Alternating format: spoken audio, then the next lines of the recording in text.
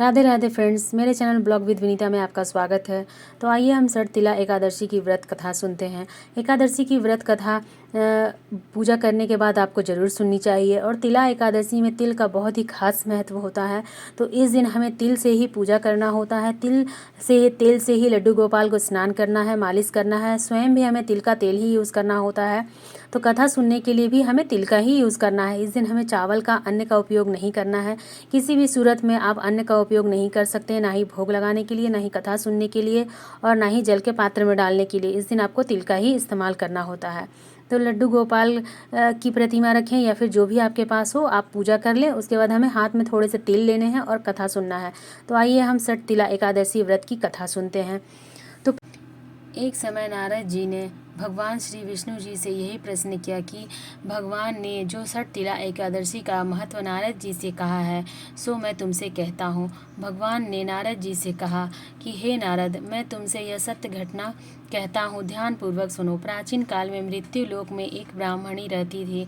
वह सदैव व्रत किया करती थी। एक समय वह 1 मास तक व्रत करती रही। इससे उसका शरीर अत्यंत दुर्बल हो गया। यद्यपि वह अत्यंत बुद्धिमान थी, उसने कभी देवताओं या ब्राह्मणों के निमित्त अन्न या धन का दान नहीं किया था। इससे मैं सोचा कि ब्राह्मणी ने व्रत आदि से अपना शरीर शुद्ध कर लिया है, अब इसे विष्णु लोक में तो जगह मिल ही जाएगी। परंतु इससे कभी अन्न का दान नहीं किया, इसकी तृप्ति होना कठिन है। भगवान ने आगे कहा, ऐसा सोचकर मैं भिखारी के वेश में मृत्यु लोक में उस ब्राह्मणी के पास गया और उससे भिक्षा मांगी। वह ब्राह्मणी बोली, महाराज किस लिए आए हैं?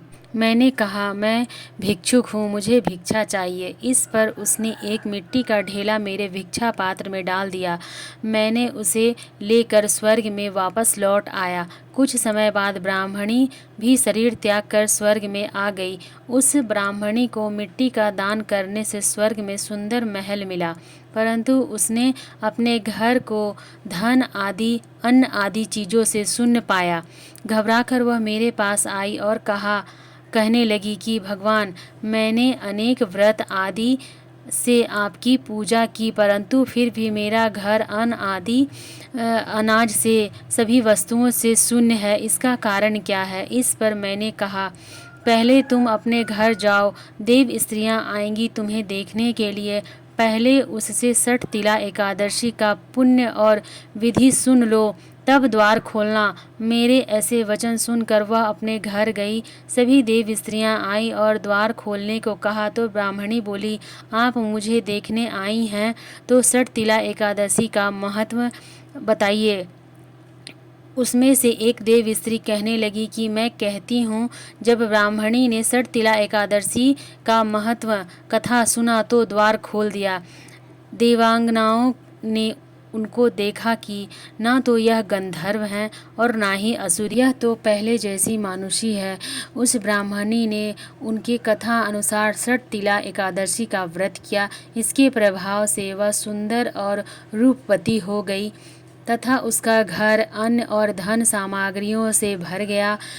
अतः मनुष्यों को मूर्खता त्याग कर षठ तिला एकादशी का व्रत और लोभ न करने तिल आदि का दान करना चाहिए। इससे दुर्भाग्य, दरिद्रता तथा अनेक प्रकार के कष्ट दूर होकर मोक्ष की प्राप्ति होती है। इस प्रकार षठ तिला एकादशी व्रत की कथा समाप्त हुई। बोलिए भगवान श्री हरि नारायण की जय। प्रभु यह कथा सुनने वालों पर, कहने वालों पर और सुनते समय हुकारी भरने वालों पर सभी पर अपनी कृपा दृष्टि बनाए रखना और ब्राह्मणी की तरह सभी को अपने चरणों में ही जगह देना। तो इस तरह से हमारी कथा समाप्त होती है।